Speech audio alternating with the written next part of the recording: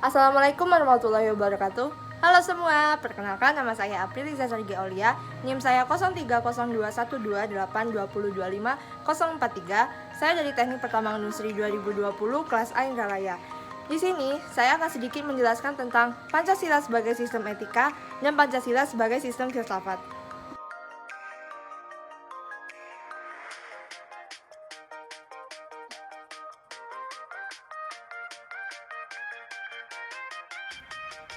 Apa sih Pancasila itu?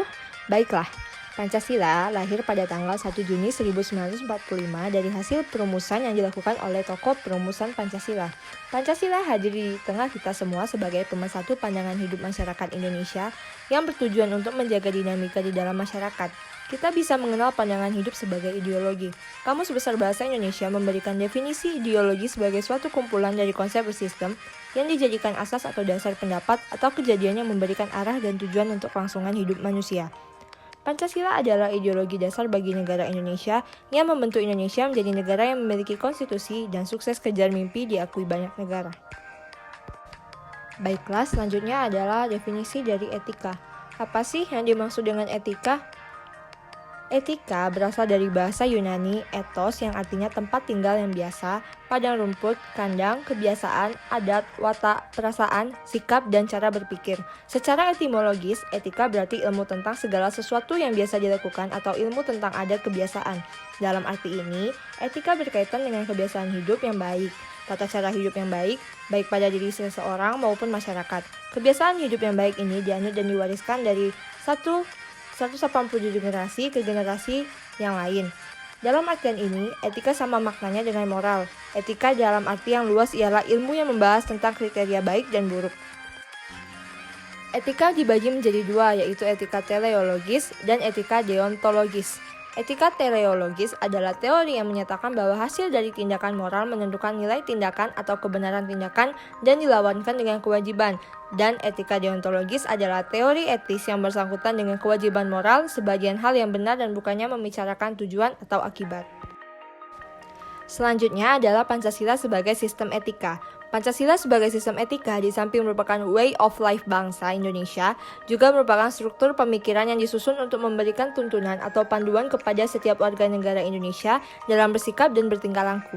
Pancasila sebagai sistem etika dimaksudkan untuk mengembangkan dimensi moralitas dalam diri setiap individu sehingga memiliki kemampuan menampilkan sikap spiritualitas dalam kehidupan bermasyarakat, berbangsa, dan bernegara.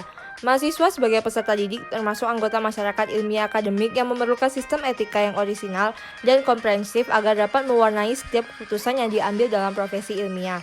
Sebab keputusan ilmiah yang diambil tanpa pertimbangan moralitas dapat menjadi bumerang bagi dunia ilmiah itu sendiri sehingga menjadikan dunia ilmiah itu hampa nilai.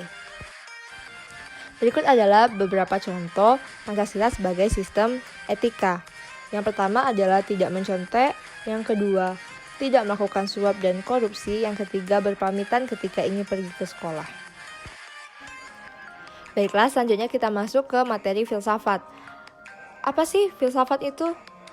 Menurut Titus, Smith, dan Nolan, mereka memberikan definisi filsafat berdasarkan watak dan fungsinya. Pertama, filsafat adalah sekumpulan sikap dan kepercayaan terhadap kehidupan dan alam yang biasanya diterima secara tidak kritis atau arti informal.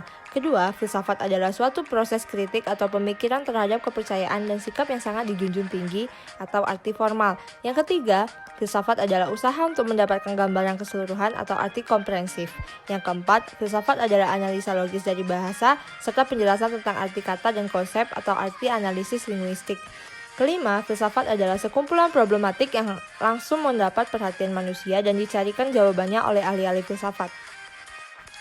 Berikut ini alasan-alasan mengapa Pancasila menjadi sistem filsafat. Pertama, dalam sidang BPU PKI 1 Juni 1945, Soekarno memberi judul pidatonya dengan nama Filosofis Gondolas daripada Indonesia Merdeka. Yang kedua, menurut Nur Bakri, Pancasila adalah hasil perenungan mendalam para tokoh kenegaraan Indonesia melalui suatu diskusi dan dialog panjang dalam sidang BPU PKI hingga pengesahan PKI.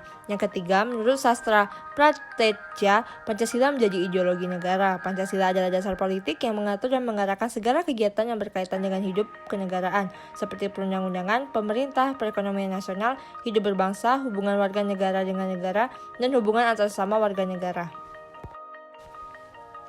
Pancasila sebagai sistem filsafat. Pancasila dapat didefinisikan sebagai refleksi kritis dan rasional tentang Pancasila sebagai dasar negara dan kenyataan budaya bangsa dengan tujuan untuk mendapatkan pokok-pokok pengertiannya yang mendasar dan menyeluruh. Pancasila dikatakan sebagai filsafat karena Pancasila merupakan hasil perenungan jiwa yang mendalam yang dilakukan oleh Founding Fathers Indonesia yang dituangkan ke dalam suatu sistem. Pengertian filsafat Pancasila secara umum adalah hasil berpikir atau pemikiran yang sedalam-dalamnya dari bangsa Indonesia yang dianggap dipercaya dan diyakini sebagai kenyataan, norma-norma, dan nilai-nilai yang benar, adil, bijaksana, dan paling sesuai dengan kehidupan dan kepribadian bangsa Indonesia. Berikut adalah contoh Pancasila sebagai sistem filsafat. Yang pertama adalah menegakkan keadilan setinggi-tingginya. Yang kedua adalah menciptakan toleransi antar bangsa. Yang ketiga adalah sikap cinta tanah air dan bela negara.